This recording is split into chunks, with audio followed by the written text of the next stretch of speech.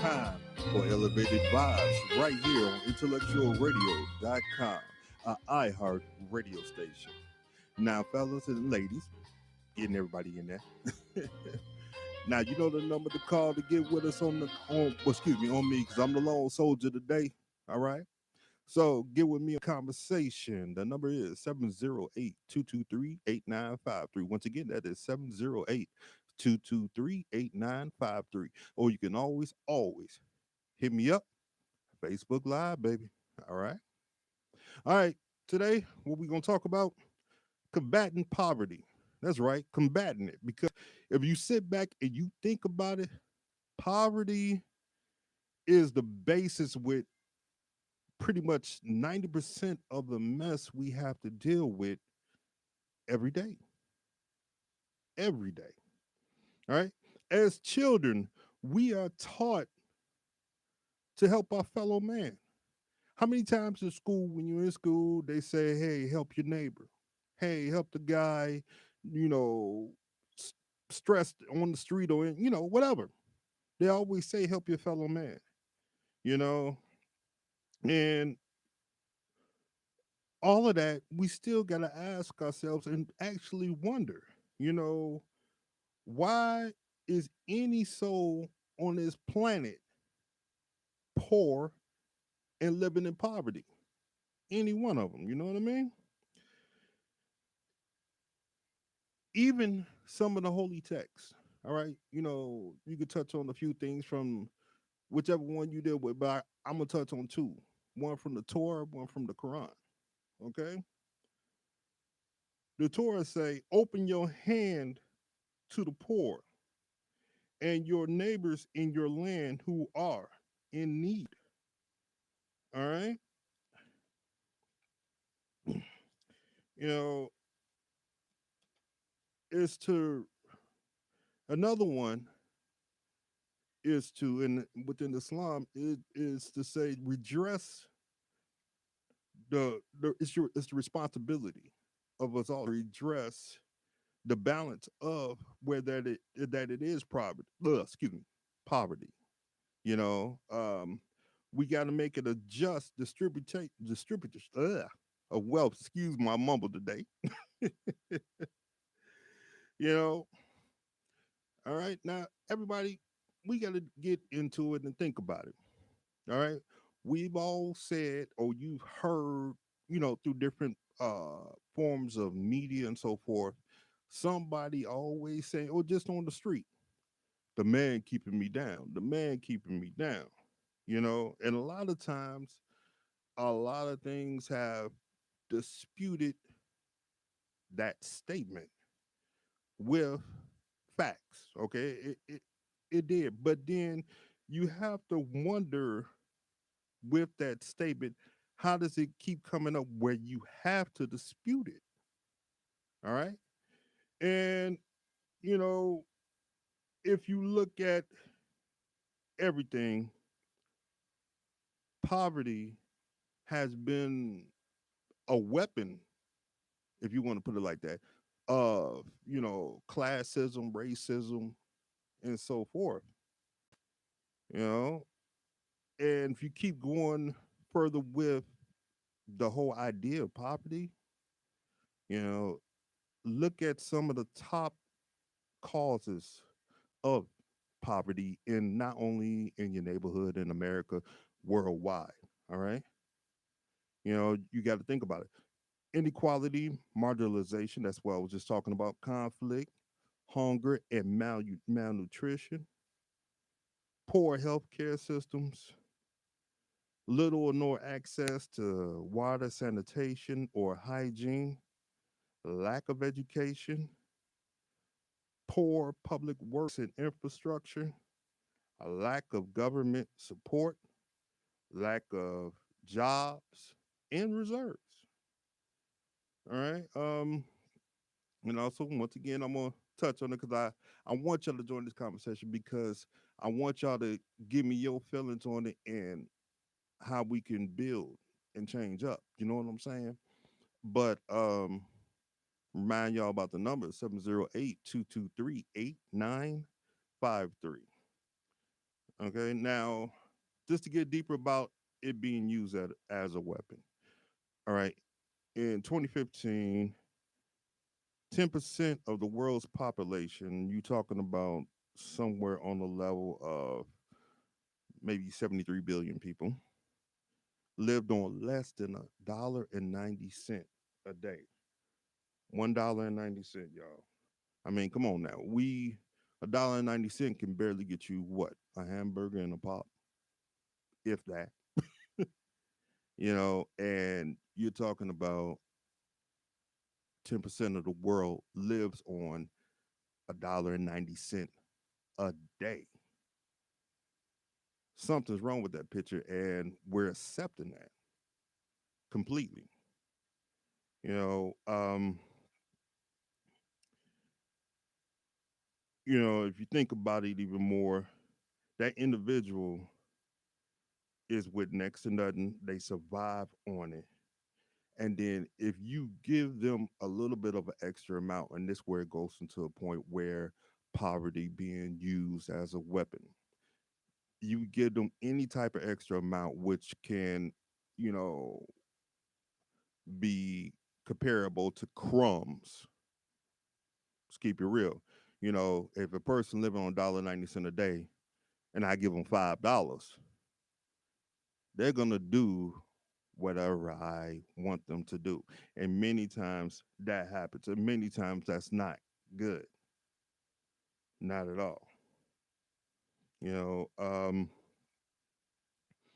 because that little bit, those people, and then possibly the person, well, most of the time, I'm not gonna say possibly, most of the time, the person that has given them those little crumbs, they're gonna want something in return. And that's what I'm talking about. And them wanting that something in return, unfortunately, usually comes to completely no good. All right. And to touch on another thing with poverty. All right. And that was just on the monetary level and governmental or whatever level you want to call it. To touch on another thing of poverty. Poverty puts a drastic hit on the traditional family. All right. Many times, you will have things such as from, let's just say, the country south of the border. I'm talking about Mexico, Central America, and all that. You have, you know, the men of the family leaving their homes, going north, coming to America, and we talk about and complain about immigration and all that. But they come here in the hope. The usual thing is in the hope to send money back to give to their family, hopefully to get them on up here anyway.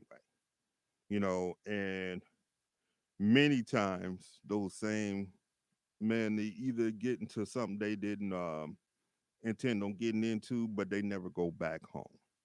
They they may turn around and start a whole new life up here, you know which still is not good because they still have that family back in the country that they were in, and that's not helping that country, this country, or anybody else.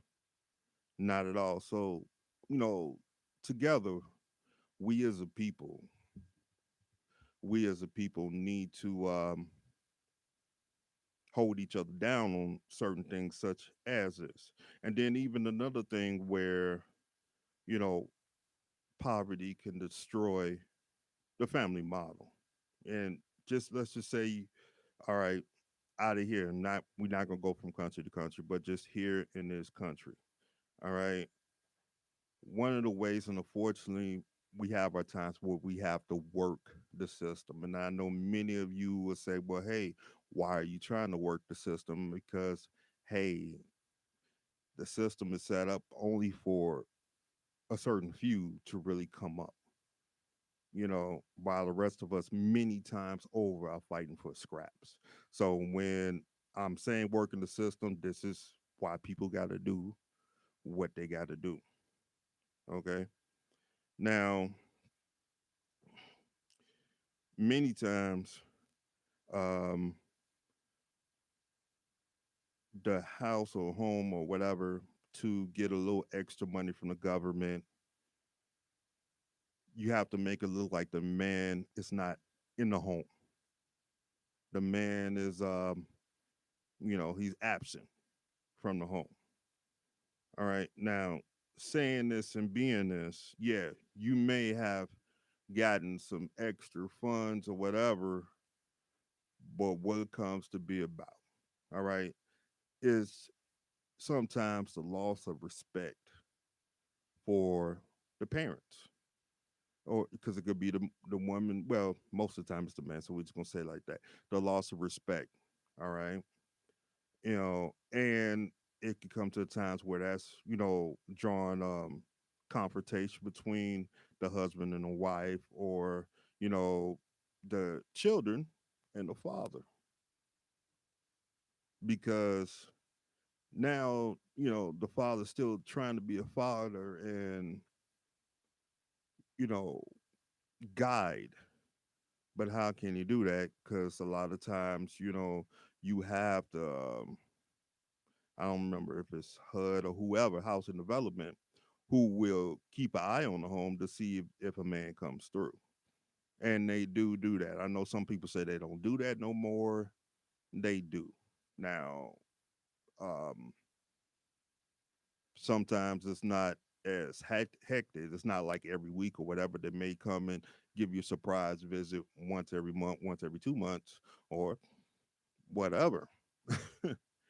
But you have to make sure that it does not look like, and you have to play a role where it does not look like the man is in the home.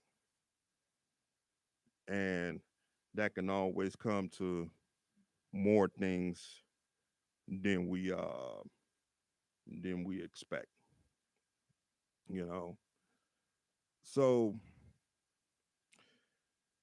all right, the thing to with that, because we can sit here, we could talk about um a whole pile of the ill effects of poverty. And we're gonna touch a little bit more on it. But also, the question looms. All right, how can we, the people as a whole, start changing this poverty situation? You know, and before I get deeper into that, I would like to give you all a few organizations that they put up the good fight against poverty. And it's not just here in the Chicagoland area, but also worldwide. So you got to give respect and love to who do what they do. And personally, I do feel, and I think that we all should, you know, take the time to donate to some of these places. Donate, help them, help them help you. And I know a lot of times right now that, especially with the financial situation, most of us are in. All right. Nobody is really sitting pretty. you know, a lot of us are, that we're taking, if we can find a job, we taking two, three jobs just to get by. Especially now on the way on how the economy is inflated, dealing with this COVID thing and all that. All right, now some of these places, and I'm gonna give you also their websites so that you could jump on there and you can donate to them. And like I said, you could donate. If you don't have to donate, and this is some of the things that we've always thought. I know I have. I'm thinking I got to be a rich man to donate to any organization. You really don't. All right, and I mean, hey, if you donate $10, come on, we're gonna put that in that gas tank sometimes. And they ain't gonna get you far as high as gas is nowadays. And as higher as it's going to get. That's guaranteed. They already talked about that. But some of the organizations, Feeding America, their website is www.feedingamerica.org. All right. You got the National Urban League, their website, www.nul.org. org. I know those are two that you know. And just let you guys know too, if you want me to put any organizations out there that I may not mention, don't hesitate to send that to me because I will mention it. I will get them out there because hey, they need to be known so they can, like I said, keep up the good fight the good fight for us. All right. You have Oxfam, www.oxfam.org. You have the Borgen Project. And of course, that website is www.borgenproject, all one word, .org. And then you have Lyft, the www.whywelift.org. And like I said, I am giving you these organizations so that you can make sure you go ahead and you donate to them. Even if, like I said, $10, $5, $1, whatever. Every little bit helps. We all know that. I mean, let's keep it real. 2 million people give $1 each. That's $2 million. Hey, plain and simple. All right. Now, as I said, I wanted to touch on some things to, help put an end to poverty or at least reduce it. Okay. Here's a few. If you develop and implement a sustained economic growth policies and programs, all right, in these needed areas, if you bring aid in education, nutrition, and sanitation at least by 10%, at least by 10%, it can reduce poverty in that area by 20 to 30%. That's right, you double and triple what you threw out there. Some of the stuff is simple math. And, we as people, we gotta wanna go ahead and do it. It's not a lot. Let's keep it honest. It's not a lot. Okay, here's another one. Invest in and implement agricultural programs. All right, this is something you probably got to touch with your governmental body on whoever it is, on whatever town you in, state, blah, blah, blah. You know, this will aid in the development of these needed areas, fund the education, and help fix the infrastructure. I know you hear that word a lot, but if you sit back and think about it, you do need a good infrastructure for almost for anything to work. Okay, you need good roads for your cars, for you to get to work, somebody to get to work, school, whatever. Uh, for industry to come in to help out the neighborhood, you need that. You need um with trains and all that so that you can do the same thing, get to work and so forth down the line. All right. Now, here's another one, and it speaks for itself. Create and approve access to jobs. Goes back to the infrastructure I just talked about, and also it brings in, like I said, create and you improve it. So it brings in some entrepreneurism, some extra ideas that can help your community coming from that poverty line and raising up. Because let's keep it real. I'm gonna come up with some more things, but let's keep it real. Um, you shouldn't have no, excuse me, there should be no poverty anywhere at all. You know, it should be to a point that a person can live decent. I'm not saying everybody should be filthy rich. In a way I feel that way, but still, I'm not saying that everybody should be filthy rich. But you should have enough to live by and to take care of your family by and do it with pride. Do it with not looking over your shoulder. Okay? Do it where you could come home to your family and you're not dead tired because you don't work two jobs, maybe 10 hours each job. And trust me, folks, that still happens. Y'all don't believe it happens out there. It does. Okay. Now, here's another one. Empower the people. That kind of goes with something I was just saying. Make sure that the individual in their impoverished situation is included in the program and idea. Because here's what happens many times, y'all.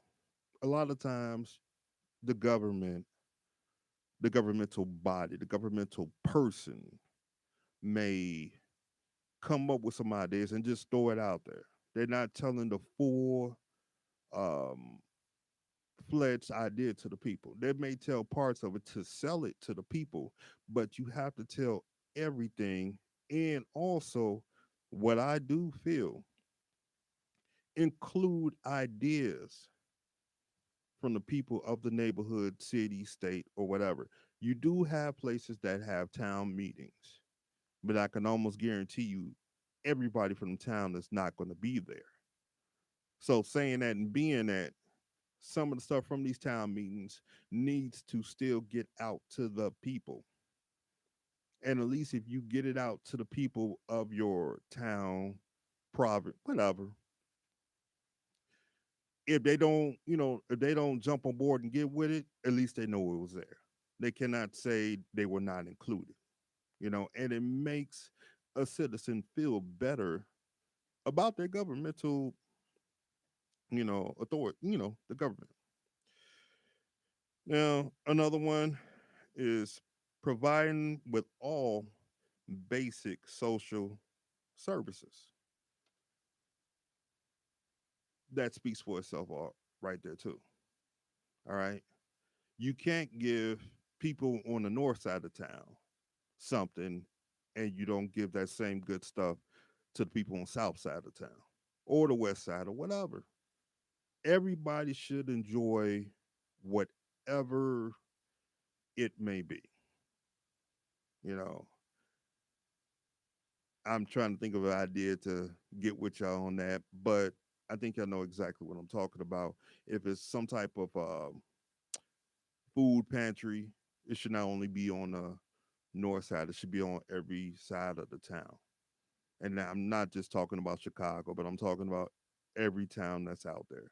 Because sometimes you have people that don't have the access to um, you know, their own personal transportation where they can go across town to get with whatever food pantry and so forth. They might have to take public transportation or so forth, and you won't get that many items for your home. Just same with the food pantry. You won't get that many items for your home on the bus or the train.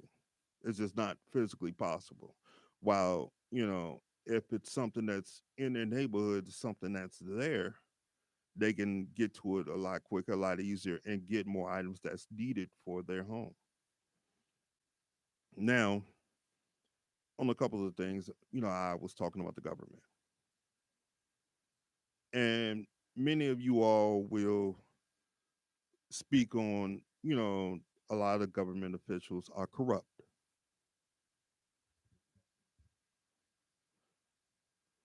Check it out, guys. I'm going to quickly go to a musical break and we'll be right back. This is Elevated Vibes on IntellectualRadio.com.